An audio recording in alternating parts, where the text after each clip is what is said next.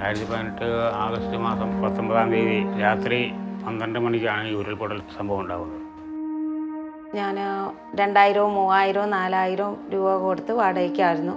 പിന്നെ നമുക്ക് സ്ഥലം മേടിക്കാനൊന്നും പറ്റിയില്ല. ഉണ്ടായിരുന്ന വീടും സ്ഥലം ഉണ്ടായിരുന്ന എല്ലാം കട കയറി വിറ്റ് ഞങ്ങൾ പോകുന്നതാണ്. അങ്ങനെ ഒത്തിരി ദുരിതം ഞാൻ അനുഭവിച്ച്.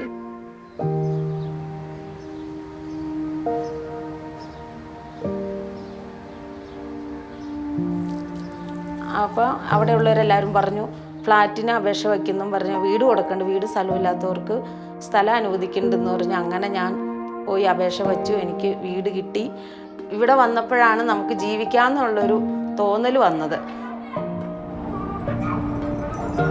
അവിടുന്ന് ഞങ്ങൾ ക്യാമ്പിൽ നിന്ന് പുറത്ത് വന്നതിന് ശേഷം കിടക്കാൻ വീടില്ലാത്ത ഒരവസ്ഥ വന്നു. പിന്നെ ഞങ്ങൾ വാടകയ്ക്ക് ഒരു വീടെടുത്ത് താമസിച്ചു. അവിടെ നിന്നാണ് ഞങ്ങൾ തിരിച്ച് സർക്കാർ പഞ്ചായത്തിൽ അപേക്ഷ വെച്ച് ഞങ്ങൾക്ക് ഫ്ലാറ്റ് തരികയും ഈ ഫ്ലാറ്റിൽ വന്ന് എത്തപ്പെട്ടത്.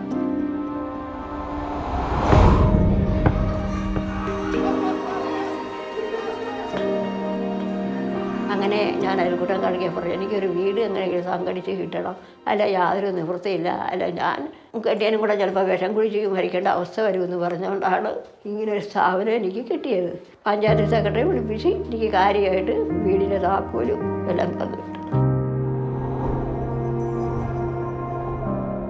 ഇവിടെ വന്നു കഴിഞ്ഞാൽ ഇത് മൊത്തം നമുക്കൊരു കുടുംബമായിട്ടാണ് നമുക്ക് തോന്നണേ. എല്ലാവരും എന്നാന്ന് പറഞ്ഞാൽ എല്ലാം ഒരു വീടും സ്ഥലവും ഇല്ലാണ്ട് വന്ന് കിടക്കണവരാണ് ഇവിടെ നമ്മുടെ ഈ ഫ്ലാറ്റിൽ.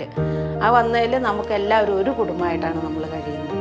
അയ്യോ എന്ന് പറഞ്ഞാൽ നമുക്ക് ഓടിക്കൂടാൻ ആൾക്കാരും ഉണ്ട്. നമ്മളൊറ്റയല്ല, എല്ലാം കൊണ്ടും നമുക്കിവിടെ സ്വർഗ്ഗം.